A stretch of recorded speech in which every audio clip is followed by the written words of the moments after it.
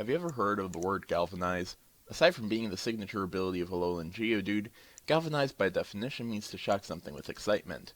This term comes from the legacy of a man named Luigi Galvani, who discovered that, hey, animals have electricity in them, by applying static electricity to frog legs.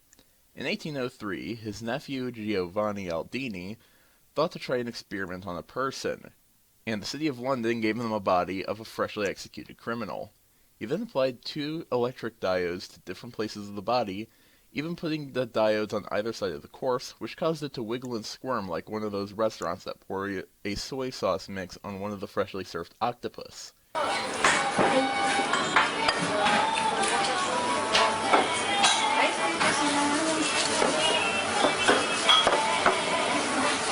Anyway, in 1797, English author Mary Shelley was born to Mary Wollstonecraft and William Godwin. Unfortunately, her mother passed away shortly after giving birth to her and was raised mostly by her father at an early age. He remarried when Mary was 4 and she became kind of loathsome of her stepmother. However, she met a political follower of her father named Percy Bysshe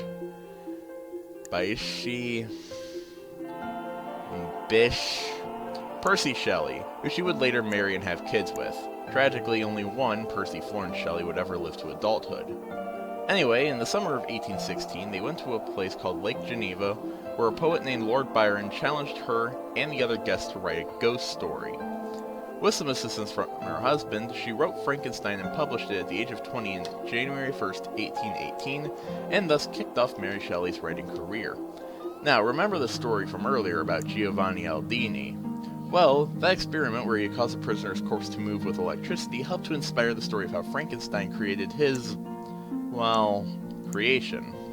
Ain't it fascinating to see how real-world events are capable of inspiring works of literature like this? It makes me wonder what other pieces of world literature were inspired by real-life events. Alright, now it's time to address the elephant in the room. If you've been on the internet for any length of time, you'll know that journalism has a lot of beef with millennials. Oftentimes you'll hear stories published on sites like, say, BuzzFeed or the like, talking about all the industries being killed, from Applebee's to Mayo to freaking doorknobs. But what's really a kick to the teeth is them going out of their way to demean someone over a summary of a story written 200 years ago. Yes, let these sink in. These are real articles that were written and published. Now, I'm not going to dictate whether or not you should agree or disagree with the thought that Frankenstein's creature is a victim. However, I'd like you to let a few things sink in. Number 1, the creature does not entirely look human, so naturally people would be scared of him. He wouldn't know this, however, because, well, he had never been exposed to humans before outside of his own creator. Speaking of his creator, number 2, Dr. Frankenstein didn't even like him and turned on him. Frankenstein saw the creature as evil and refused to hear out any plea from him, even going as far as denying him a mate. The creature just longed for some sort of a purpose without any way of knowing what that purpose was. Tertiarily, as the creature puts out, he'd never asked to be created. So, in a way, it would make sense for him to be seen as a victim. But hey, I can't dictate that idea for you. You'll just have to come up with that idea yourself. Hey, since we're on the topic of this idea, I think it's time for us to ask a few questions. And I feel like the first question should be, who's a victim? Frankenstein or his creature? Or if there's any other victim, specify it here. Question number 2. I mentioned earlier that Giovanni Aldini and Luigi Galvani were two key inspirations for the story of Frankenstein's creation. Can you think of an idea as to why real-world influences can affect a fictional story like this? Question number 3 comes from Bethany Wessel.